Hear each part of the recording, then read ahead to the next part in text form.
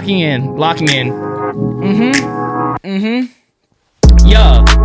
And you got the red socks on too. That's fire. They won't notice that, but I will. That was just like. No, you can say you planned it. I got long pants on. I could wear whatever socks I want. All right. Phillies are. They were kind of comfy. I thought I had Nike socks. They are fucking comfortable. Phillies are off to a slow start, but Manny's still rocking. Got a 60-ball rain session in. Fuck the Phillies. Like he got 7 iron looks good. Too. He's Can't use the 56. Fuck the Phillies. Fuck the Phillies. He's got the Philadelphia Eagle coming out of the Phillies P there. We're still supporting the Phillies. We should all be calm. I told everybody this was going to happen. You said it was going to happen, even though the month of April is like set up to be so perfect for them. I bet it looks that way. Fuck me, Welcome into the All Day Everyday Show. What is up, everybody? We have point of getting 9 strikeouts. Yep. With the Philadelphia Phillies. Yeah, Wheeler just what is doesn't. The point? Wait, well, I mean, it's like the story. We're gonna get into the Phillies a little bit later, but like it's like the story with them is there's no run support. I don't think Whit Merrifield has a hit yet. That was like a marquee shot. Bryce had to. I mean, again, I'm kind of spoiling, but Bryce was 0 for his first 11. That was bad. And then 3 homers, and like okay. We're spoiling a little bit later for the Phillies. We have we're really just grinding in these jam-packed shows. It's a lot of fun for us to just bounce around all these crazy things happening. Can you tell me miss football? Yeah, can you tell me miss football?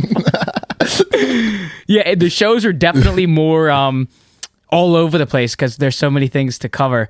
We're going to start with briefly on the Masters. Next week, the Masters is finally here. And just a week out from the first major of this season, and Justin Thomas says bye to Bones, his caddy, who he's had since 2021. That was some crazy news. Kind of saw it coming. We saw in his social media post giving a lot of love and respect for him, saying he's been there through the ups and downs, especially the downs that we've seen, especially last summer and what he was going through. So you got to give a lot of credit to the caddies, and I will personally say that just from watching Full Swing on Netflix and seeing how the caddies have a really big part in not just the stuff on the golf course, but like the emotional, mental aspect for them off the course. So I understand it. What do you think about his daddy being his swing coach? Like, do you think that's the real problem, or do you think it was the caddy? Because that's what I see in the comments. They say it's his daddy's fault. Saying that. Everybody is saying that. But at the same time, like, he's been there from like the very beginning. So yeah, like, I think it's a little bit of a shot to go there. Like he's not gonna go and say like I'm gonna get rid of my dad who's been there from the beginning. That's an insane breakup. Yeah, like that's insane. And I think his dad, would take it personally when the goal would be don't take it personally. That was fire PGA Championship when they kept paying to him and he was sitting there just watching. Yeah, like chilling. Imagine being a part of it. Like for the other players, and there's no shade, but like their family is like watching from the sideline or green side, and he in the coach box. Exactly, and he gets the TV coverage. Okay, so speaking of Masters, looking at some odds here, I want to just highlight the news on Tiger Woods. I might say, do we have Tiger odds? There he is at plus 16,000. Wow, and my boy ain't having sex. Tied with Sergio Garcia and Phil is crazy. Wait, what'd you say about him not having sex? My boy ain't having sex right now to get his mind and mental ready for the Masters. That's what he said? Yep, that's what he's doing. That's when you about to be 50? What is he, 40 something? Yeah. You gotta take some time off. Hey, look. Dude, they say that like they say the boxers, like boxers and MMA fighters, like they don't have sex. Some of them trying to lock in. Some of them I could believe that. Some of them they fucking, bro. But they just don't want to be. They don't want to be thinking about chasing Sugar Sean all this time. Bro. Yeah, of course. But with that open relationship, actually, maybe not. Yeah, I forgot he was doing that. Yeah, back to golf. Yeah, we got some crazy get some odds. Tiger like top 20 odds. Yeah, like plus 16,000 for Tiger to win, and just our heavy favorite again. What? Like no. So that is insane. So supposedly he's the lowest odds ever. Besides Tiger Woods, who was 400 in his prime was plus 400. Yeah. Scotty Scheffler plus 500. What the fuck? Masters. It's crazy. Won the Players. Yep. What's the other one he won? Texas, not the Texas Open. I forget what the fuck it's called. Won the other drawn too. Lost to Yager in the fucking Classic like last weekend. Dude, yeah, last weekend that was crazy. Balling right now. But like only plus 100 more How about than his streak? Tiger Woods? How about his bogey-free streak? He's putting ball now. I mean, obviously that broke this past weekend with a fucking ugly 3-putt from like 8 feet. That makes you think how many people are fucking betting Scotty Scheffler and like, bro. I mean, I'm looking at the odds right now. Brooks Koepka is plus 20. No, I was gonna say, let's just throw back to last year. The live guys. like John Rahm's plus 1,300 to win a major. I think even though he won last year. I think Justin Thomas at plus 2,800. No chance. They should jack that up. Yeah. I thought you meant that was good. No. Yeah. I mean, that should be 3,500. Yeah, I mean, get me to 4,000 for me to even think about it. Neiman, Wyndham Clark. I know Wyndham Clark's going. Dustin Johnson. Whoa. Dustin Johnson started hot and then ruined it. Whoa. And there's your boy Tony Finau at plus 4,400. I can get behind some of this. Sleepy Brian Harmon, by the way, plus 4,600. And there was this like crazy stat about Hatton here at plus 7,500. And I saw this tweet today and I fucking forget it. But it was like, you have played in the Masters 8 times. You rank this in the tour and you're 17th in this or 17th percentile of this. You're due to win the Masters the next year because like the last 3 or 4 winners have been that. It was some weird thing that'd be good because he was talking a lot of shit too, isn't he? Or is it? Yeah, I just think it's just funny how somebody just found that crazy stat. And hey, look, I'm like I've said many times, I'm a narrative bettor. So like if you give me a narrative, especially on Masters Sunday and Masters weekend, like I'll take it. I think golf betting really, and I've said it again when Kenny was here too. I think golf betting is just so fucking hard because you're picking a guy that starts on Thursday and the final round's Sunday. You have to get for you to even have a chance. You got to get through Thursday and Friday for them to even make the cut. Yeah, like it's such an extremely hard bet. And for people that don't have the biggest of bankrolls, golf betting's even harder because if you're going to pick an outright winner, you can't just pick one. You got to pick. Yeah, exactly. And then you got to hope that maybe your prop bets for the weekend or if the real fun. That's like when you get money back. Tiger to make the weekend. Yeah. Tiger to make whatever his score is. What they give him 71.5 on Thursday. We know give him 71.5 on Friday. You bet him under both times. We're gonna make the cut. Take him to make the cut. Oh, that shit. Well, last year it was like minus 150. Yeah, but it was pricey. Let's also not forget. I don't think it's gonna be that pricey this year. Tiger and walking all these long distance courses. I think he might be better this year. I think he might be better this year though. He's not fucking. So I just hope that he doesn't get into another situation where he has to, withdraw because of injury again. He's not. I'm not saying that. He's not touching his female right now. I know. He's locked in. That's going to be a lot of pent up. Like, he hits a little air. Like, he tries to hit a little baby draw, goes a little too far left. First cut, he's pissed. He's going to walk down there with some. He's going to be all right. There's going to be some gusto in that step. Some pent up aggression. Hit that. Good Tiger 7-iron hot Micah. You're gonna hear that a couple more times. Like, all right, we're gonna have to take on the load up on Tiger to make the cut. I like that. Lock in, sir. Yeah, I'm with you. Obviously, Masters. Maybe I should stop fucking to get down to a 15 handicap. Think that'll work for me? We're not there yet. We're not there yet. Okay. All right. Yeah, but again, I guess we gotta get our pimento cheese ready because it's almost that time of the year. Our what? That's the sandwich down in Augusta. My fault. Pimento cheese. I'm a 26 egg salad. Like nice. That's all this. Yo, that should be cheap as fuck. I know. I have to go. Well, we got to get in the lottery to get there.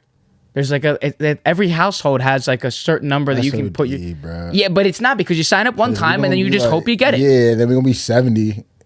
Hey, you never know. Yo, we won the lottery. Hey, or I can't how about this whole shindig goes somewhere and then we just get picked? We get invited.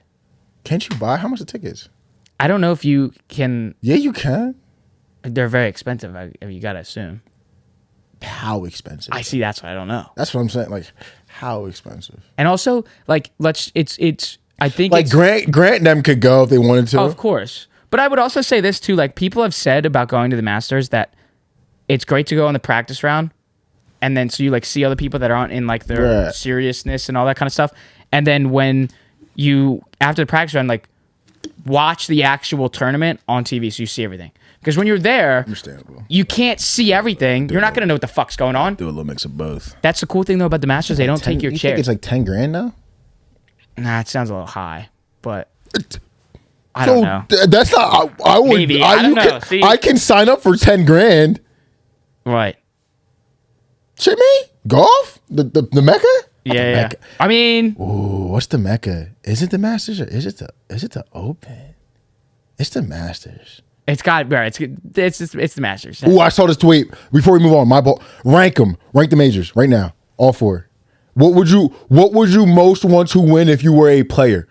Masters has to be first, just because that's what everybody goes to see. That's the one you got to get under your belt. Then we go overseas. That's a tough course. But imagine that walk up 18. That's cinema. And then I guess you go U.S. Would you put Masters 1? So here's mine, and it might be. I'm gonna piss them overseas guys off. I'm sorry. Love y'all tournament though. Masters for sure 1, just because history, that course. I mean, fuck me. 2. I'm gonna have to go U.S. Open just because it's our national championship. Fair. Just from being from the U.S., it's a little more. Even when I watch it, I think maybe because I'm newer to the game, I understand. I'm gonna get to it, but I understand some of these other tournaments mean way more. But I think just because it's our national championship, some of the courses and stuff like that, I would love to win the U.S. Open. Like I don't know. After that, if I could choose, I'd want to win the PGA at Southern Hills though. Like just because it's some bucket list type shit. I feel like. Yeah. You know what I'm saying? And then I put the Open's prestigious as fuck. Open might be the most prestigious out of the 4. For sure. But like, I'm overseas. Yeah. Like imagine, like even if you win the PGA, like you down south, you could just jet. Like what do you play? Where's Southern Hills? Where's Southern Hills at again? Tulsa, Oklahoma. Okay, so you in Tulsa, Oklahoma. I can just jet down to Louisiana if I want to. We can take the PGA to Miami. You feel me? I'm not out of reach. I mean, we can party there if you want to too. I'm just saying though. Something about winning that, and that course. Whenever I think that course, isn't that the course we watched JT went on? Yeah. Yeah, like I think winning that course, some of those shots, like I think that shot on 17 where you had to hit up the hills, the blind par 4. Like maybe because I fell in love with that tournament when JT won because I bet it. And it was at Southern Hills, but that shit looks sick. And you bro. know what? Like, that shit looks sick. So I'm gonna have to put that 3. I'll have to put that 3, and then I'll put the Open 4. Scotty did everybody calls it, I mean, at least the players do call it, like the actual tour players call the players the 5th one. Mm-hmm. That would still be fun to do too. I mean, Scotty just went back to back. No, the players would be great sick. fucking course. The players would be sick. I mean, like obviously it doesn't count in the rank, and yes, it's going to be 5 because it's the 5th major, but like the players would be sick. It's not a major, but it's a 5th major. Yada yada yada. Still great tournament. Still great purse. Like, if you want to argue that, I would understand people wanting to argue. Would you rather win the PGA or the players? I would understand that argument. I could understand that, but then people would be like, "Well, it's a major's a major." Yeah, major's a major. You got to get that under the belt. Major's a major. You got to get that under the belt. Would you rather win the players or the Arnold Palmer? Players, probably. Players or the FedEx? FedEx. Oh, okay. Okay. I kind of like where this is going. Okay. Yeah, but it's got to be Masters number 1 for winning. U.S. Open. No, Masters, the Open, U.S. Open. And we get PJ after that. I mean, you think about everything that goes in just for the Open sake, off the golf course. The travel, the time change, the long walks. The courses, the weather, the wind. There's so many different factors outside of actually playing and it's also it being that prestigious. But then we all obviously know how tough Augusta is too, and the hype around it, where the pressure sets in, and the nerves and all that kind of stuff. So it's a great goddamn debate. Like, yo, if I got to win that at like Oakmont, yeah, facts. like that's fire. I'll go to win at Marion. Like, it will never happen. So fuck it. I get to play there one day. Maybe I get to shoot under 85. Last night in the NHL was absolutely incredible. The New York Rangers and their rival, their arch nemesis, the New Jersey Devils, dropped the gloves 2 seconds into the game. It's the second fastest that was at MSG, where it happened at the 1 second mark. And there was a boatload of players ejected, 8 players. Rangers lost Matt Rempe. Obviously, we knew he was going to be in the mix, and he said it's the sound of the bell. and Barkley Gaudreau goes as well, and then Keandre Miller and Jacob Trouba. They lose their captain. Now, something I really liked about this too for Red Bay, and in his games against the Devils this season, his time on ice is 5 minutes and 3 seconds. He has 47 penalty minutes and 3 ejections. Just unreal stuff. And he said his quote was, he just has to, get into the bell sounded and I had to fight. This is an article from ESPN. And to no surprise, it says here the 6'8" rookie grinning from ear to ear when they asked him about the fisticuffs last night. His quote was, "Those guys are my brothers. That wasn't planned or anything. It just kind of happened naturally." I think that was really special that they did that as well. I knew that I was going to have to fight. It was not a big deal. Answer the bell type of thing. It happens, but for them to go to war with me was pretty dang special. I love all of those guys. Then the captain, Jacob Trouba, has his own comments on that.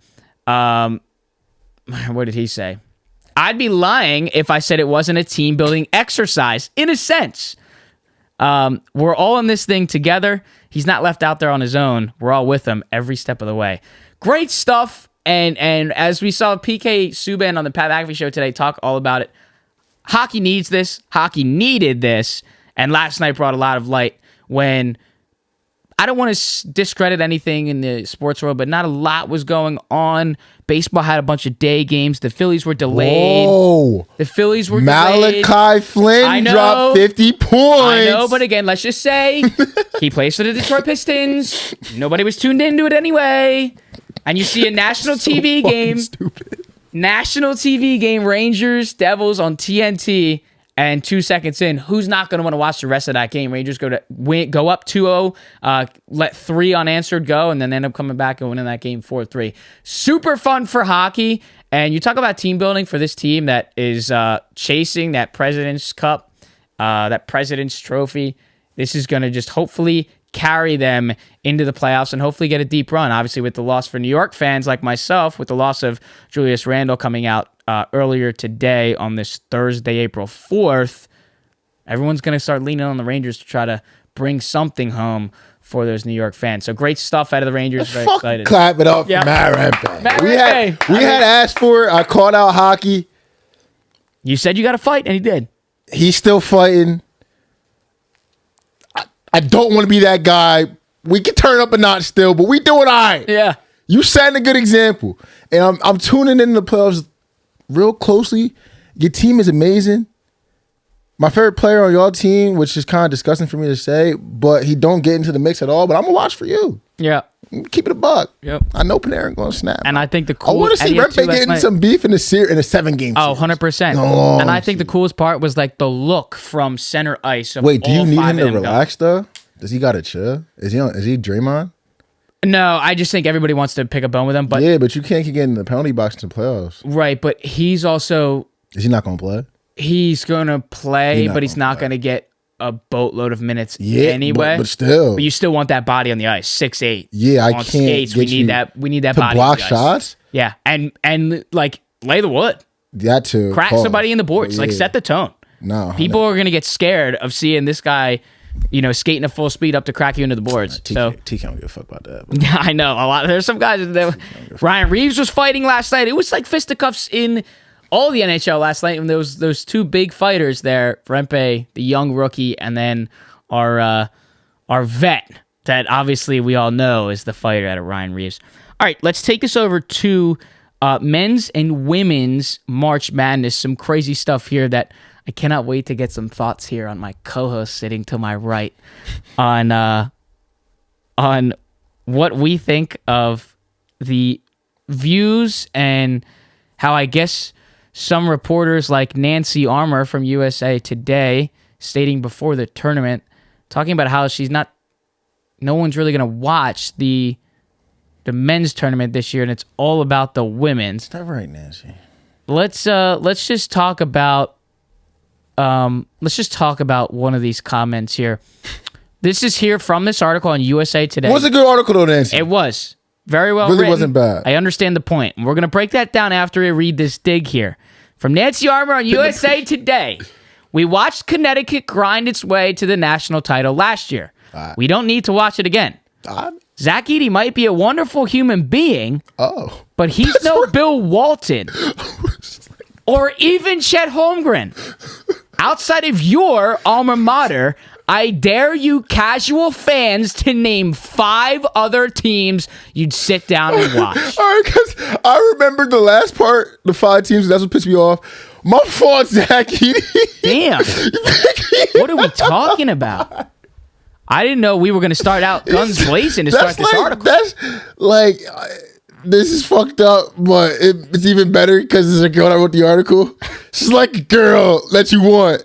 Zach Edey, he's a great guy. Yeah. It's like she put him in the friend zone automatic. My fault, Zach. But yo, like, so this is where I thought about it. So we can just get into it, even before, not even really fully get into it, but just half get into it before we get to the views part. For like the casual fan, because she brought up a great point. The casual fan, like, and I'm talking like the super. I'm not even talking about, because I think there's tiers, and I hate trying to be the smart guy at the sports bar. Like, but there is nuance to this conversation. Like, I got you following. There is the pure casual fan, like the Joe I talked to at Springhaven, like not betting on college basketball on the big nights, on weekends. So not super aware at all. The most they're gonna get from college basketball is like ESPN and articles and Twitter highlights and stuff like that. And if you look at it from like a real macro view, has that really been going on that much for men's? For like the super casual fan? Like, not really. I talked to my dad. My dad's like a casual college basketball fan besides Temple. I watch Temple, but Temple's in the AAC, so it's a smaller conference. So you know what I'm saying? It's not the big time. He didn't really know that many teams that who look out for. He asked me, like, yo, who should I be watching? Who should I look at? And then I gave him a bunch of fucking teams and players. But like, yeah, her statement for like the casual fan is like real. But when you're when I'm reading it through my lens and I'm like, I dare you to name 5 teams, I'm like, shorty, I'll name the whole 64. Like, fuck you. Like, you know what I'm saying? Like, don't do me like that. But nah, she does make a good point. But like, even for the people that I say even bet college basketball every weekend, like they still probably went into this weekend like a little, do I take this team? Like, wait, who is even on this team? So I'll say they bring up a good point. Like, even before we get to the views, I can understand that. And for the women's, the main thing that helps them out, I personally think, we don't got to get into that yet, but the women's Elite 8 and Sweet 16, really, Sweet 16 was great. You could say the whole tournament is really good, but I just want to really harp on the Sweet 16, the Elite 8, what we saw, and definitely what we're going to see in the Final Four. It was incredible. Like, the 2 games we saw, I think that was Monday night, Iowa and LSU, and then UConn and USC. Like, outstanding basketball, like great basketball. There was a game, South Carolina played Stanford. Stanford came back from like 21 in the second half, lost by like 2. Great basketball, like absolutely great basketball. Could rival many of the games we saw in the Sweet 16 and the Elite 8 for men's, for sure. Like, I wanted to just put that out before we get into anything else. Yeah, it's definitely a great point. I understand what she's trying to say. Yeah, especially, Caitlin Clark, and now you're going to get... me personally. Now you're going to get Iowa and UConn, and what that's going to be Final Four ratings. We want to see Paige. We want to see Caitlin, yada, yada, yada. We just saw LSU. We just saw Angel and Caitlin again. Like, Portnoy was there. Probably have sellout crowds. Yeah, of course. But let's just look at, like, some numbers here. If we want to go technical for you, Nancy, we also have to state this, too. Again, this is no discredit. Like, the men's numbers are still better than the women's, but it's still fantastic. I actually was kind of surprised. Yeah, so like we're just going to read the first 2 here. NC State and Duke. NC State moving on. Great game for them down the stretch. 15.14 million viewers. That was on CBS. And then and that was number 1 for most watched games in 2023 and 2024 season for men's college basketball. We moved to the women's side, still in this year, and that was the game that we just talked about on Monday, Iowa LSU. That was on ESPN, and that pulled 12.3 million. That is crazy. Insane. And you look at the difference, too, for back to the men's, still on CBS, Tennessee and Purdue, that pulled 10.39 million. He said that was more, like the 12.3 million was more than any college football game besides the game. And try the World Series, too. That's because we're supposed to be there. If we was there, but that's nuts, right. My fault, shorties. I'm a little bitter. And then, that's just not the y'all. Phillies, that's right? not it's your not fault. You guys. That's all not right? your fault. Then you go for the second in women's here, Iowa and Colorado. That was on ABC, and that was 6.9 million. I was locked into that. So if you didn't hear from the beginning, 12.3 for the top game in the women's, and the second most is 6.9. I just want to highlight the jump of 5 million more people that were tuned in to LSU and Iowa on a fucking Monday night. No. So here's my point, right? So I'll just get into it. I'll get into it right now. So, okay. Men's views overall is way higher. I mean, obviously, I didn't even get into like men's tournament bracket shit. Yeah, right. But that's so level one. Everyone, we should all understand that. More people are going to watch for that even to begin with. But the main thing for me, like, I feel like these men's numbers could be higher, and why I think that Iowa LSU game was such a bang, and why I think this Iowa UConn game is going to be such a bang views wise, is like the fact that in the girls' games, there's actually heavy storylines. Think about it for college basketball for men's. There were some. I would have loved to seen Arizona versus UNC. See Caleb Love play his alma mater. Yep. I would have loved it. And then I saw some rumors that he supposedly was messing around with RJ Davis' girl. We don't know how true that is, but I saw that supposed. Word. I was waiting to see that matchup. Wow. You know what I'm saying? College basketball junkie shit. Like, I was waiting to see that. Right. But besides that, storylines in the college basketball, it's more coaches. A good one we could have is like Duke with McCain and Filkowski and the whole storming the court thing and McCain painting his nails. And if they want to stay there for a couple years, pissing more people off, that could be really good for college basketball. No bullshit. But we don't really have that in men's. Women got that. They got that. Caitlin Clark, Angel Reese. Angel has that. Angel Reese. Sure. Paige Beckers, even with, because a lot of people thought she was the one. I thought she was the one a couple years ago. She's going through injuries. Then you look through the tournament, Juju Watkins is snapping, just leading USC by herself. Like, there's a lot of stories, and not even that's, and for even what I'm saying here is service level. I mean, even SEC championship between LSU and South Carolina, and we're talking about Big Ten championship, how crazy those games were. Like, there was a lot of storylines in women's that had me tapped in, and that's where I'll say the women for sure have a stronger edge, and I kind of hope they keep that edge for a couple more years and kind of poke the men's game, like keep this conversation going. This is not a conversation that I'm mad that's going on. I think this is a great conversation that's going on. Because I have a theory off this.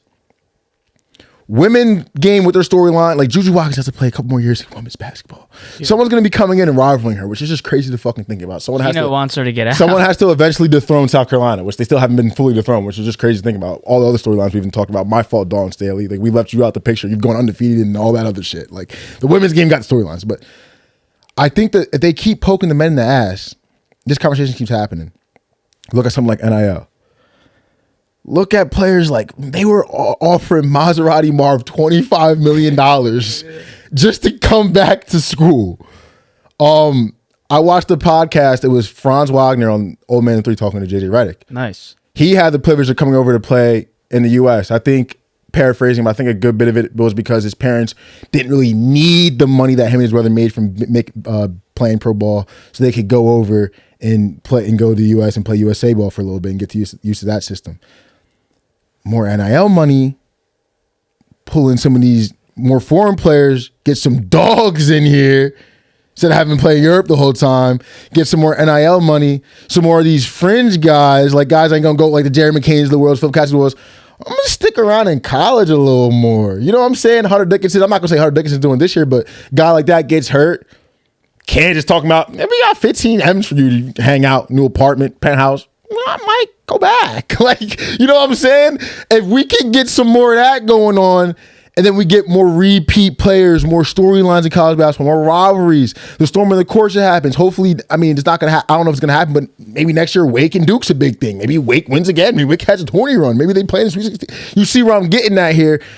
Hopefully, the men's side and the money, the big money. Now we talking about the big tech people, them got Matches Max and all them. Yeah, hopefully they put a little bit more money in the NIL pot. Get these guys to stick around. We need more storylines in the men's game. That's really where I'll say the girls have the edge. The Elite 8, Sweet 16, and I'll go as far to assume, unless we get some upsets, which I'm rooting for the men's side, the Final Four on the women's side will all be better than the men's. I probably will be down to stamp that.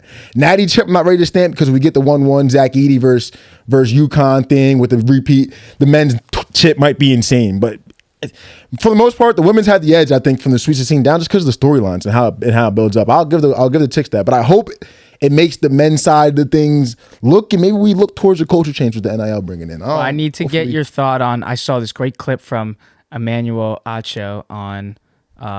I think I saw it on TikTok or Twitter, something like that. He's talking about Angel Reese post game, and he's like, "You can't come in here." Bottom line of what the whole minute-long clip was, you can't come in here and play the villain, but then when you lose, want the empathy and the sympathy for being the hero when you were playing the villain. So you got to either lean into that and take it on the chin, but you can't do both. You got to be one, and you already leaned into that. And he was like, "You're getting paid like one of the top. You're playing like one of the top. You're doing this like one of the top. You're doing that like one of the top. But then you're not losing like one of the top. So you got to kind of, it's give and take. You got to start acting like that." So I'm curious if you were like in agreement with that, or because that got a lot of attention on what she did and how she acted after the loss. If you was sharp and you was paying attention to how. And I fuck with Angel Reese. Let me just preface that. Going to the draft heavily. Was committed. I don't fuck with Angel, fuck with her heavy. Fuck with LSU because of Angel Reese heavily. But when you celebrate the way you do in Caitlin Clark face, I can only assume when you lose, I'm gonna just pay attention to how you handle it. And when you handle it the way you did, I'm not gonna say necessarily it was bad, but I'm not really surprised. Right. Oh, okay. She kind of handled the win a little immature. You know what I mean? It's not that I didn't really have a problem with that either, but I mean, it is what it is. The more problem I have with the shit with Angel Reese is the people on the internet. I know you've been seeing that with the sexualizing her and shit. Guys, come on, guys. There's got to be better talking points to get her point across of why we want Angel Reese to kind of handle her losses a little bit better. But besides that, she's a little much tired. I mean, there's guys. I mean, Caleb Williams was. You don't got to talk after he lost. Yeah. You know what I mean? We're talking about 18 and 22-year-old kids. I was 18, 22 once. It's crazy to have to say that now, but yeah, that is kind of crazy. You know what I mean? Now. She does get some grace from me in that. Well, there's give and take there, and just statistically to read another stat. Not every human being has 50,000 to 100,000 people screaming about how bad they are. Yeah, well, it's a 1%er experience, and you get some grace for that. You know what I mean? 100%, and it's hard to lean into it when you got that. Your first experience. Yeah. Look at LeBron. When he first went to Miami, it took him a good year and a good ass whipping to lean into that shit. And look at Angel Reese. I hate to compare you to LeBron, but let's start talking about stats here for Final Four. The women's Final Four ticket on resale market is selling for an average of $2,300, which is twice as much as it is for the men. The average price paid for a ticket on the resale market this week, like I said, was twice as high for the women's Final Four compared to the men for their semifinals. That mind fuck you at all? A little bit. But is that the going price for get in ticket? That's what I want to know. Well, I mean, just look at that number there. Or are they going off the average price? I think they're going off the average. It's got to be average. All right, yeah. Because they say tickets sold, APnews.com, tickets sold to the women's semifinals was $2,323. The average sale price for the men's was $1,001.21. That's... I mean, you're getting an average... That's a little bit of mindfuck for me. The $1,300 difference there. Men's game, Purdue against NC State. Purdue, NC State, Connecticut, Alabama. 63,400 seat State Farm Stadium in Arizona. Overall, average ticket price for the men's semifinals, $993.70 compared to $636 in 2023. So you got about a $360 difference from last year's Final Four to this year's Final Four for the men's. That's also, I mean, can we say venue? I'd be down to pay a band to watch the Final Four if the right people were there. Do you get 2 games in that ticket as well? Hell no, right? I don't know. The average ticket to the men's title game Monday was selling for $646. Ticket to the women's championship, average of $1,100. See, but the men's side you're playing with fire because if we get an NC State upset and then UConn wins, it's yeah. I mean, I'm gonna be tuned in. That's the game. There's a lot of possibility. for the men's side, there's so many more possibilities of the natty tip to where it's like I'd rather watch this on TV. But on the women's side, there's a lot of instances where it's like I want to go watch this like I want to see Caitlin Clark versus South Carolina. I'd pay a couple bands for that. I can't lie to you. But like, you know what I mean? NC State could upset fucking UConn, but if it gets ugly, I'd rather be at the crib with a couple brewskis. You know what I mean? And also, not to mention too, like, talk about where you're going to be sitting. I mean, again, it's a football stadium with a basketball court in the middle. They said average price. Average price. You're like far away from seeing the game. And I'm about to spend $1,000. They said average price. On a ticket? That's crazy. I understand it's probably great to be there. That might be fire, though. Really? That might be fire. I don't know, though, because you'd be sitting all the way up, and it's not like you got the whole field. You got this. Yeah, but Caitlin Clark pulling from 40 anyway. Think about how, but hold on a second. Think about, like, I've seen the what the new Clipper Stadium's going to look like, and you sit on, like, that big mile high. There's, like, shit in your way in there. If you sit all the way up there, look how far away you are from the stadium. That's in, from the court. That's in, like, an 18,000 arena. We're talking about a football stadium. Yeah. It's so small. And you're talking about and we're talking about $1,000. Like, imagine, like, where I sit up top near the 50 for a Birds game. Like, I could imagine watching I couldn't. But imagine, you know what would make it better? Is if these were in a package deal and you get both games. If I get both games, I can hang out, get whacked. You know what they should do? Holler at some shorties. Give me that for 2 games. Some alumni. And then I'll be cool if you want to jack up the finals. Dog, let me, you get the pregame for the first game, hang out, you know what I mean? Watch the first game, chill out, win some money, lose some money. Maybe they got a little hangout area, like we talk about the chorus drawing. Some alumnus over there, Cougars, UConn alumnus. Let's go mingle. Put some bets in for the second game. Second game happens. Whatever, we're blacked out. Where are we going after this? UConn alumni? Yeah, because I was going to say, like, I feel like for 2 games. We also got to be, maybe I think we're dead wrong on this, because think about how fast they would have to turn 63,000 people. Yeah. Like, it's got to be a package deal. Like, we're being so stupid. Yeah. That would make no sense. We'd have to. Rich friends listening. Yeah. Like, Listener. Yeah, we'll tag along. We'll be the fun of the group, and we'll make great content. So yeah, thanks. That's just part of it. All right, over to the NFL before we get to some baseball and yada yada. But there's some crazy stuff. CT, ESPN, Josh Allen, Rashee Rice. But we'll start it all with Stefon Diggs heading to the Houston Texans. Let's also not forget what that means and what that offense looks like. Nico Collins, Tank Dell, Stefon Diggs, just re-signed Dalton Schultz, who was a goddamn warrior last season after leaving Dallas in the same state. Let's go across the way. And let's not forget who just happened to land in the backfield, our touchdown king Joe Mixon from the Cincinnati Bengals. So CJ Stroud plus 1,100 MVP. Everybody's doing it. Why don't you just get involved? I'm just saying it's that simple. Plus 1,100, good value. All right, and now over to what this contract looks like, what the trade was. We'll start with what the trade was. I kind of feel like this just goes back to the point of valuing draft picks. Is it about valuing draft picks? I mean, because they gave away, they got a second. I mean, they said, here, we'll take the second. We'll give you Diggs and a fifth and a sixth. So I mean, is it about draft picks? I mean, think critically here. Like, we gave you a second, a fifth, and a sixth. I'm pretty sure this was a second round pick. I mean, look at that. It's Ian Rappaport here. Rap sheet, what's up, bro? 2025 second round pick going to Buffalo, and the Bills get a fifth rounder in 2025 draft and a sixth rounder in this year's draft, which is 3 weeks away, and then Stefon Diggs. I don't know. Is Stefon Diggs really only worth a second round pick? And that's where my question poses. It's a great, like, yes, he's aging. Yes, we didn't get the electrifying Stefon Diggs before. But remember what I was saying about that Chiefs-Bills series? Like, is this the one? Like, you know what I'm saying? I was more so harping on them getting them at home for once. And this Bills team very, very good. And this Chiefs team they might have had figured out. Not as many weapons. But did they know internally that was the one? Like what? Like that friction we saw on the sideline. Like was that more real than we thought? Like you know what I'm saying? Yeah, because he won that last year. That's what I'm saying. So like, Stefon Diggs, he's a little. How old is Stefon Diggs? You don't gotta look it up, but he's probably a little older, reaching 30. Like Yeah. Oh yeah.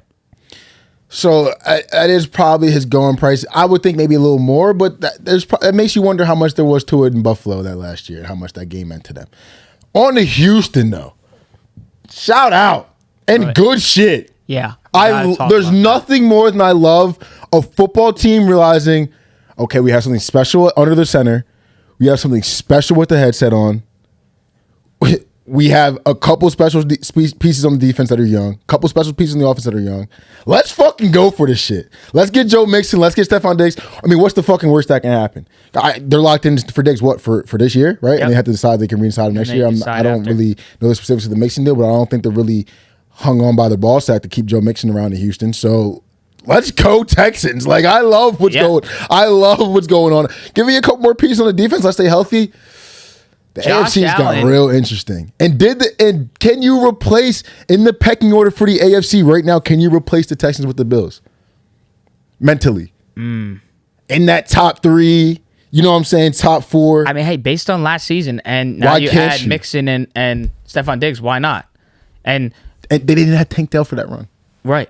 And still talking about that division, not Josh Allen Buffalo, Josh Allen Jacksonville. Liked a tweet on Twitter talking about how the Texans lean into it and they bought into it. We want to compete. We want to win. We had a good year last year. Shit. He was not happy that the tweet was kind of going off and saying that what is Jacksonville doing to better themselves to get us ready to try to compete in the AFC? We just watched Houston do it. So take note on if Josh Allen is going to say, I want out of Jacksonville. We kind of do that last year. Not so fast. I thought we gave Christian Kirk a lot of money, gave Evan Ingram a chance, said T-Law was coming back. Thought we had the defense for it. Defense was not Calvin too bad. Ridley off the gambling, and now he's gone. Not so fast. We tried it, just not as good as D'Amico and the boys in Houston. Sorry, Dougie P. Right. Hey, I'm not giving you one. I got more patience than Josh Allen. Well, Josh Allen got. Jacksonville, apparently so. Let's talk about Adam Schefter here. The added incentive for Diggs. The Texans wiped out the final 3 years on Diggs' contract, giving him the ability to become a free agent after this season. Texans also took the $3.5 million guaranteed to Diggs next season, and they moved it up to this season, giving him a raise and giving him that $22.5 million guaranteed money in 2024. So, what are the Houston Texans asking for? They're hoping that he will hit the free agent market next offseason with the ability to make it count. So Houston now anticipates that they're getting the best version of Stefon Diggs with $22.5 guaranteed this season. I want to know where he got that best version quote from, or if he pulled it out of his butt cheeks because of what I said about the Buffalo shit prior. This is Adam Schefter, by the way. It makes me really interested in where Adam got that quote. But yeah. Adam, I don't know, $22.5 million guaranteed he going to Houston. If he like big booties and strip clubs, he gonna get the best of Stefon Diggs. And just call James Harden because he knows. He gonna get the best of Stefon Diggs. James Harden played his game in Houston. He gonna be all right. You saw what happened. They turned out Jalen Green fast, boy. Yeah. I heard he got a couple baby moms. Stefon Diggs, I think he'll get the best version of Diggs. I'm just excited to see what this looks like. I think CJ Stroud brings that out of people.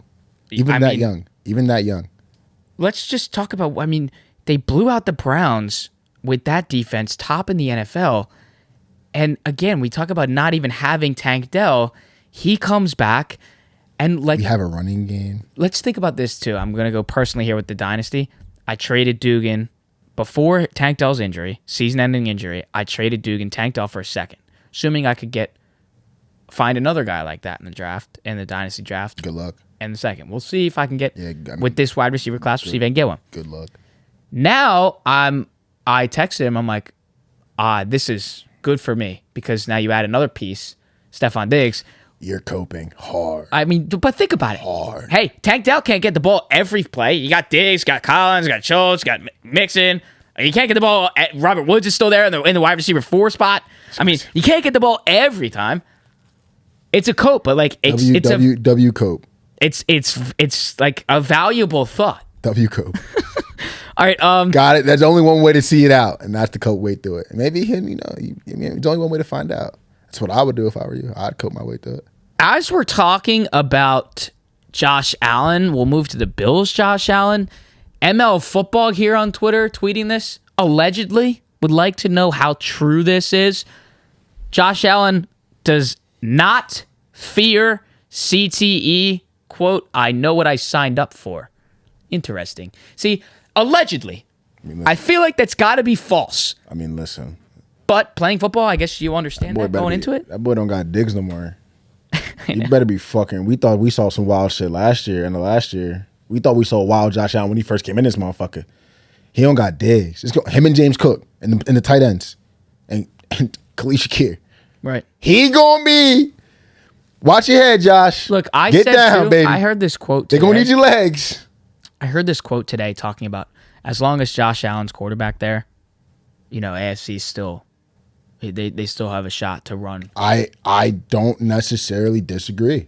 Nah. I don't fully agree with it. Like, Jordan Poyer's not here anymore. I mean, I know that we're losing some pieces on that defense. I know. I don't know. I just want to see how they retool. But why can't we say like, Josh Allen can't do it all? What did we talk about with Patrick Mahomes? Oh, he can't do it all. Can't do it all. Can't do it all. Can't do it all. I mean, obviously he proved that us all wrong. Yeah, but for a minute, it was like that. Last season when they were getting down in the shitter, yeah, they went back, played the Eagles, yada yada. They always find a way at the end of the season. But he had a defense. We're getting rid of aging pieces on our defense. That's why I don't think it's so get spooky. It's not far-fetched to say that not that the Bills are dead, but that they're falling down in the rankings here. They're falling down the rankings for sure, and Josh Allen's gonna have to be on MVP shit, which he can do. Yeah, he can do. I mean, but chill out though, because we need our him and James Cook gonna have to CJ tickets. Yeah, my fault. So, all right, still more NFL stuff. We gotta just touch on this shit, man, because Antonio Brown. He finds a way to keep making himself relevant here. And that's kind of a little bit of shade, and I didn't mean it like that. CT ESPN Network breaking news with this picture with Tiana Trump added to the CT ESPN staff. This is just hilarious. And you know what's even funnier than that? March 17th, they had a graphic tweeted, CT ESPN, with Stefon Diggs in a Houston Texans uniform. So they were 2.5 weeks in front of this whole headline, which is hilarious. I guess CT ESPN knows what the hell they're doing. Now we're signing Tiana Trump to mess with Antonio Brown. I mean, I just thought that shit was hilarious. Is she there to mess with Antonio Brown? We leaking news a couple weeks. What is this picture? Antonio Brown's leaking news a couple weeks early. Are you sure she's there to just mess with AB? That's a good hire, CTS, man. I fuck with that. I just wondering. Click that profile. Is there an OnlyFans link in there? Just because off that picture, not her, bro. Oh, I know she ain't gonna hit the X. I didn't mean to do that. We can move on. Wait, we got it. We got to see. Oh, CT. Who's CT ESPN? Yeah, if there's a thing in there. I want what is this? What is this page? Look at this, bro. So I'm talking about March 17th. I mean, off that picture, I was expecting to see a link. I'm not gonna hold you, but all right, I fuck with it. CTE confirmed. See, look at that. I fuck with it. CCSPN, let's spread the movement.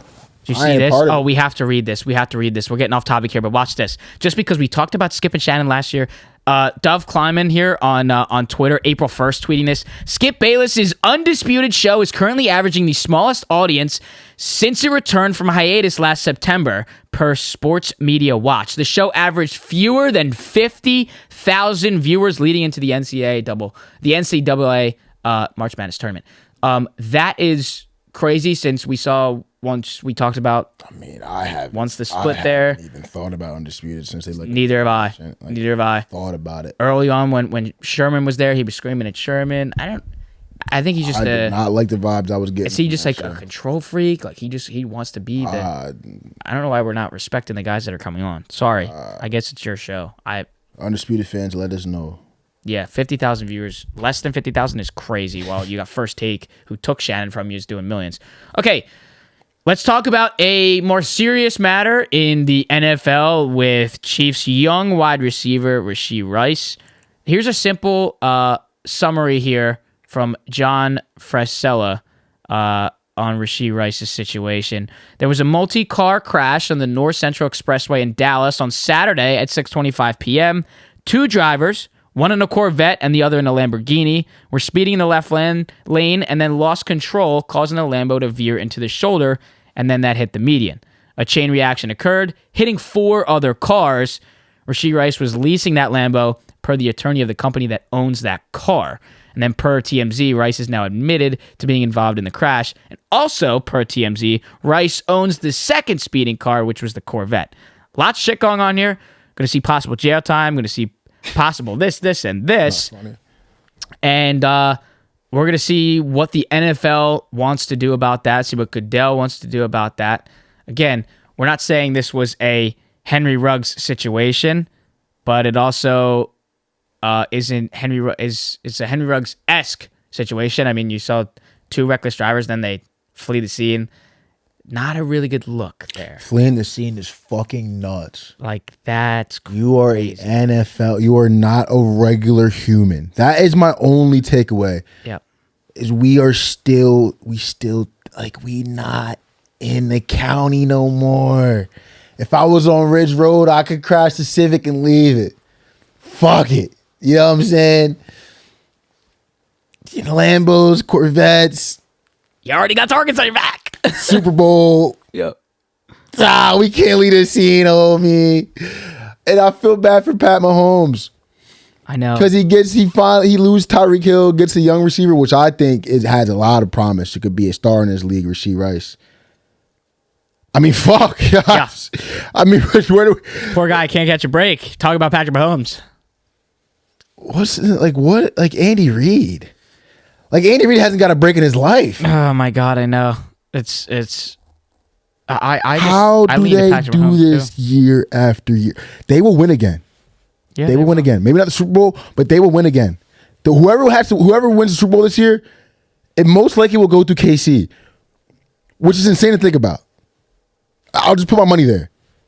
After this going on, every year after year, tip my cap, Pat and Andy. Y'all different. You guys are dealing with a lot.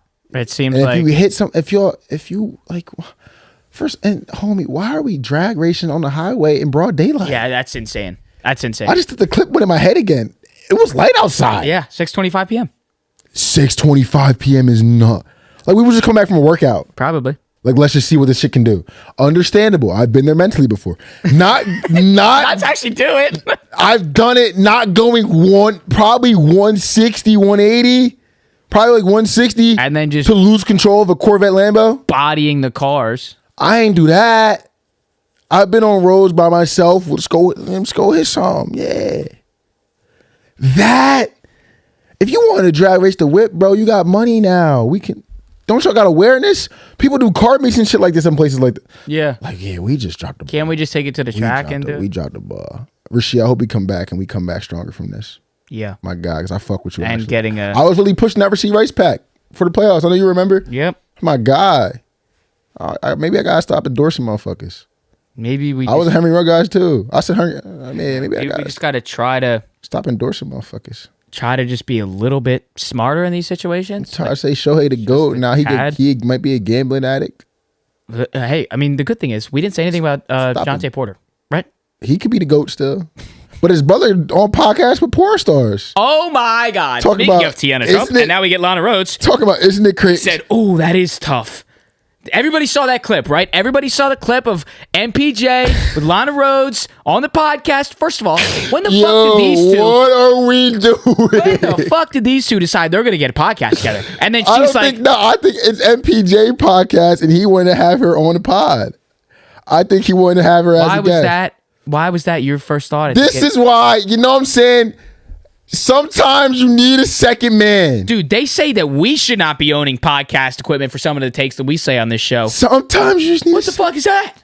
MPJ and Lana Rhodes. And she's like, imagine you meet someone that you have no physical attraction to, and you have to go fuck them, and you just have to act like you like it. And he's like, ooh, that's tough. What? Why? So there's a couple of things.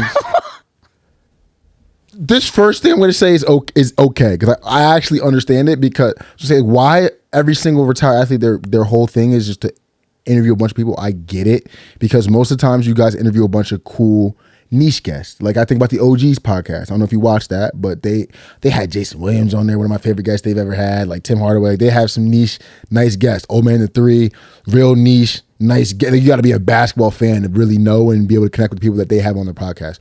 Dope. Fire. That's what I fuck with. For sure. So MPJ comes into space. His first interview was Jokic. I watched that joint. I fuck with it. Nice. Let me get to know Joker a little bit. MPJ seemed like a nice guy, cool guy. Fuck with it. Cool. Where do we decide we're going to go to porn stars? Like, don't you have production in your ear? Like, they have real clearances. Like, we think about, okay, who do we want to have on the show? Well, what do we talk about? What do we like talking about? Who are we as people? Who are you as a person, MPJ? I didn't know you was mixing up with Braz and shit. You know what, though? Think about it like this. Maybe he thought something like this was going to happen. To him? Like, clips that just blow up. And everyone's talking about him now. Maybe he's playing. He had like a scheme to it. Wait, maybe he's playing me. Because usually I'll have a leg up on shit like this. Maybe he is playing and me. Maybe like production crew said like, this is not a good idea. And he was like, wait till you see. Maybe he said something like that. Wait till you see these clips. And now it's all over Twitter. Club Shay Shay going viral. Yep. Maybe MPJ had a bigger picture than just what we're looking at, which is just why is your next guest going to be Lana Rhodes? Or maybe he wanted to recreate some things he wanked his meat off of to when he was 17. You know what? Maybe you're right. After the pod. Maybe you're right. Maybe that's what he wanted to do. I mean, he was sitting across the couch from her the entire time. He at least did? Do you think he at least did get to recreate some childhood? I think after pleasures? He, it literally could have been as simple as, he could have just been jokingly and just like shot a shot. Do we have to pod? Do we have to pod for that? You're MPJ. Yeah. Do we have to pod for that? Like maybe we got to sit down and do a pod for that? Yep. I guess so. We could have just. I mean, I could have got you courtside. We could have beside Jersey. But at the same time, maybe he wouldn't have. Maybe he didn't want it. If he was going to do it that way and do it on the court, like that kind of stuff. Maybe he didn't want that to be so public. Like I'm just having this. So public. But now this is public. Yeah. This is public too. She can be courtside for anybody. I'm in. I could not believe I was seeing this all over Twitter today. The things we do for yams. Yeah, I guess so. Man. All right, we're done with this shit. We're going to baseball. Man. We're going to baseball. Lana Rhodes has taken up too much of our goddamn time. Over to the Yankees. We got some Philly stuff, some Yankee stuff. I know a lot of y'all can relate to that statement. Yeah. Motherfuckers. God damn. All right. MPJ probably could too. MPJ. I mean, at least we'll end it with this and say, hope you got to create. It. All right. Hope you got to recreate what you thought when you were a child. How about that? Now we all know. And I shouldn't say child because that would be, never mind. You understood what I was probably be correct. I mean, when did you start wanking to me? Not having this conversation. Yankees secure the best start to a season in 32 years with their fifth straight victory. They're now 6-1. It was a great way to get out of that one there, boys. Talking about the last conversation there. Fifth start. Our fifth starter, Luis Gil, who has helped us in some stories that were told. First of all, friend of the program. I'm going to say friend of the program. I mean, honestly. Can we officially make that friend of the program? Yeah. We're going to see, one day we will see those diamond chains sitting next to us. All right, friend of the program. Is that our biggest friend of the program? Yeah, I guess so. Appreciate it, Luis Gil. We're rooting for you this season.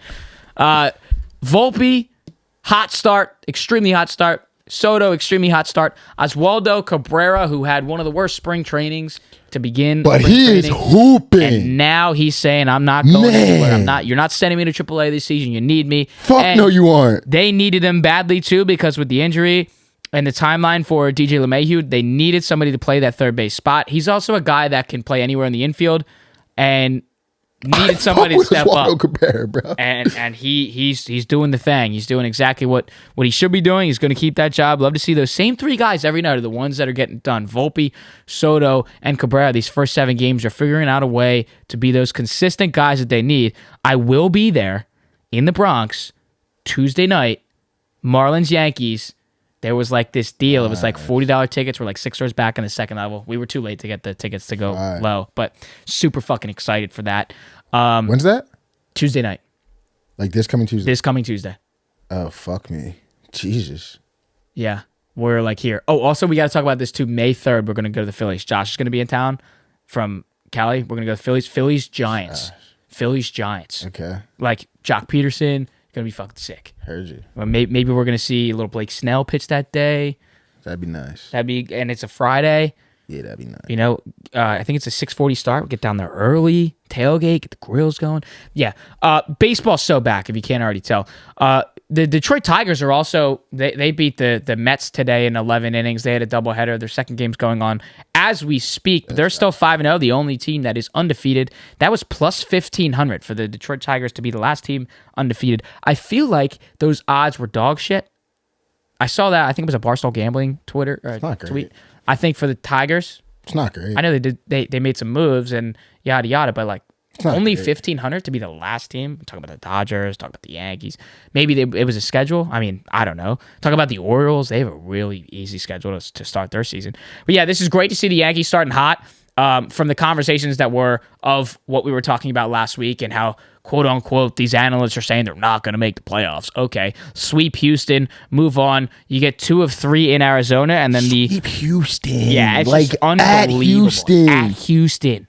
Like, yo. And without like, Garrett we can't Cole, just gloss over that. Without Garrett Cole, it's the bats come from behind in 3 of those games. And I think the pen, too. And the pen, 100%. Ian Hamilton, amazing start. Clay Holmes, what's his name? Jonathan Loizaga. Loizaga. I almost said Lazard. I like Loizaga. Yeah, well, he can eat some innings. Heater of a fastball. His 2 seams nasty. I'm also loving the fact that this team had to come from behind in 3 of those games. Clutch at bats. Volpe, Cabrera, Soto, late homers. Dog, the Diamondbacks game yesterday. I know. You probably got out of work and was like, I still got Yankees baseball I can fuck I know. with. I'm watching on the train home. I'm watching fucking Verdugo go yard, and then Clay Holmes says, oh, let's just tie the game. End up winning in 11, which was awesome, too. And then you get an off day. Today, you fly home, and Marcus Stroman, the young Yankee fan growing up, he was in a Mets uniform, posting all these pictures on his Instagram story of, chills of what it looks like being at Yankee Stadium, taking practice and pitching today, and he's going to be on the bump tomorrow. First start in pinstripes at home in the home opener. Very excited for that. That's a 105 game, so cannot wait to get the Friday day baseball, during the work day. Solid. So good stuff there. Good start for the Yankees. We'll keep it here briefly with Juan Soto because obviously his scorching hot start is going to he's bugging too. It's gonna make these questions arise of, are the Yankees going to re-sign him? We obviously know that this 25-year-old is going to get a huge monster payday. Let's not forget. I mean, the man was 19 years old, winning a World Series with the Washington Nationals. Still insane to think about. It's just unbelievable, and he's he's our age. Yeah, he's literally our age, and it's unbelievable. And we know that these conversations are starting. It's been stated from Brian Cashman that Scott Boras takes his guys to free agency, and that's kind of the market that they're going down. Soto's been pretty nice with that by saying, I understand it's a business and I'm having fun now. I understand that. A lot of fun. That's like the part of it. But I'm not going to get too overly excited that I'm going to come back or down in the dumps that I'm not going to come back. I'm living in the now. It's fun. I'm enjoying it. And that's all you can ask for right now. If I don't think there's a Yankees fan out there that would disagree. This team has to find a way. Put the money together. Give this dude a bag. We're wants 7 games to in. match Shohei Ohtani. Yeah, I know. It's crazy. Do you feel any kind of way about that? Shohei Ohtani that's a lot of money. I'm not matching that because, I mean, again, you're talking about that's what he wants. Dual player. We're talking that much money. I can't see any team giving Soto a Shohei type contract in terms of the money. A contender too. Just because Shohei, you're getting both sides. You're getting a pitcher and you're getting Hopefully a guy. eventually. Right. Obviously not the season, but eventually. You're not going to get that extra side with Soto, but you also get the electric bat. You get the electric arm. You get the fielding. Attitude. Yep. I think there's been around been an attitude change in the Yankees lineup. Yep. But can we? I'm thinking too far in the future. But is that even like? I think that's even possible. Like, I'm looking how the Phillies are kind of made up. Wheeler makes a lot of money. Nola makes a lot of money. I don't know what Nestor Cortez makes. Garrett Cole makes a lot of money. Mm-hmm. Nestor Cortez deserves to make a lot of money. We can take the first inning out of his 2 starts, then we give him a lot of money. Bryce, but you know, All-Star. Yeah. Bryce Harper makes a lot of money, lifetime deal. Trae Young makes a lot of money, lifetime deal. Not really sure what you guys got going on with Giancarlo. He got a big fucking deal, right? Well, yeah, like he was the original lifetime deal. Yeah, and then so right now it's Judge. It's Aaron Judge lifetime deal and Giancarlo lifetime deal, and obviously a lot of people getting paid a lot of money. Paid a lot of money. But where my mind is going right now, do you give another lifetime? Volpe is playing really good baseball. I know. Oswaldo Cabrera is playing really good baseball. Anthony Rizzo's getting a little older. Yeah. Verdugo's giving us something. Like, we're getting a lot from these margin guys. And some of Giancarlo's getting older. Some of these guys are getting a little older. Can we finesse the Soto Judge lifetime deal, make that as our core, build around Volpe, who I think is going to be a stud? Yeah, they got to leave him there. I don't really want to put Oswaldo in that tier with Volpe, I don't either. but we want to see what we can get from that. We have a bullpen we can just do our thing off of. You can budget that. You can fuck around with that. Luis Gill's not going to be expensive for a while. Right. Thinking too deep, but I don't think it's too far-fetched to think the Yankees could retain Soto. And let's not also forget, too, coming off the injury, the young Martian, Jason Dominguez, who we need to see him come back, what that will do with how the Yankees are going to position guys in the outfield. Will Verdugo sit? Will you put Dominguez in center? Then you get Judge in right. You move Soto to left. Still want to have Verdugo, maybe late in games, but I don't think he wants to play the pinch hitter role. You still have he's a baseball Yankees' top prospect down in the Double-A right now, Spencer Jones. I mean, like, they have a lot of pieces where I could understand if they said, we don't want to shell them all the money to Soto. I mean, Anthony Volpe eventually is going to get a lifetime deal. I'm not talking about... We haven't got over the hump since 2009. Yeah, we got to start. And we're the New York fucking Yankees. Yeah, we got to. I think it's anything to retain. Bottom line, these goddamn front office here, Brian Cashman, I need to see you do it, brother. You got to sign Juan Soto. We got to. Everybody is collective in the agreement that has to be the case. And hopefully that will be the case. But we will get a lot of developments. We're already getting developments week 1 in quotes. Literally, we're 7 games in, and everyone's saying, oh my gosh, we knew that Soto was going to be this good. All right. He was going to love it here. And he was going to love it here. I don't think anybody knew that it was going to be to this crazy fashion. Like we can say it, but then when you actually see it, they're like, oh, wait a minute. So this team has to keep him, right? We're 7 games in and we're seeing that. I'm excited to watch baseball. I'm watching a lot of baseball right now. I'm watching a lot of teams that aren't mine. But when I watch the Yankees, it's hard for me to imagine them. I'm thinking if Soto gets hurt, this team is fucked. Oh my God, dude. They're he seems just that important to the team. I'm telling you, at least he seems more, and this is wild, but he seems more important than Aaron Judge to what I'm watching right now. Right now, of course. Right now, and Aaron's going to prove me wrong. Finally, Judge got his first homer yesterday. Yeah, he's going to prove me wrong very soon. But just right now, it just seems. I mean, they're dropping 3 of 4 at least to the Astros without Soto. Yes. In that first series. 100%. Guaranteed. Now we'll head over to Philly, and we got the red over here for Manny. For those audio listeners, you can't see he's in a Phillies hat and all red today. Bryce Harper, 0 of 11 in his first 11 at-bats of the season. Side. Because you answer back with 3 home runs in the cold, rainy, tarp was on, then it was off kind of game in Philadelphia. Hit the grand slam in the 7th to give them that win, to get them on the board and keep this train moving here in Philly. That was a sight to see. I also Devin Lott, he was at this game. Plus 900, he bets when Bryce had 2, and it was for Bryce to get his third homer, and he hits it. And it was like a $10 bet, because like, why would you ever take that bet? Still, but also, like, that's full gnarly. reimbursement of all my fuckery. What are we doing? Need that. Great way to kind of bring some life to the few fans that made it out in the ugly weather at Citizens Bank Park. And then let's also go back to, the end of that Reds series. Zach Wheeler comes on the mound. We get no run support. And the Phillies look like normal. I think everybody's very alarmed right now about what the Phillies are going through and what they're doing at the start of the season. But hey, this is normal. It's regularly scheduled programming. This is regular scheduled programming. But we did last week go over the month of April for them. And with the Pirates in there, who obviously look very good right now, with the Nationals in there, with the Padres in there, you got the Reds in another 3-game set. You have the Angels in a 3-game set at the end of the month in April. I mean, at some point, we got to start saying, this is our chance to make a move. Because what we saw in the first series of our season was we cannot beat the Atlanta Braves in the regular season. We'll have to wait until October to do that. That's all. I think it's so...